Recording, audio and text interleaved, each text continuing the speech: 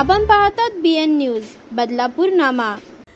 भारताचे माजी पंतप्रधान डॉक्टर मनमोहन सिंग यांच्या निधनानंतर देशात 7 दिवसांचा राष्ट्रीय दुखवटा जाहीर करण्यात आला आहे। अंबरनाथमध्ये देखील राष्ट्रीय दुखवटा पाळण्यात येत असून नगरपालिकेच्या समोरील आणि हुतात्मा चौकातील राष्ट्रध्वज अर्ध्या उंचीवर फडकवण्यात आले आहेत। माजी पंतप्रधान डॉक्टर मनमोहन सिंग यांचं 26 डिसेंबर रोजी निधन झालं। त्यांच्या निधनामुळे भारत सरकारने देशात 7 दिवसांचा राष्ट्रीय दुखवटा जाहीर केला आहे। 27 डिसेंबर ते 2 जानेवारीपर्यंत देशात राष्ट्रीय दुखवटा पाळण्यात येणार आहे।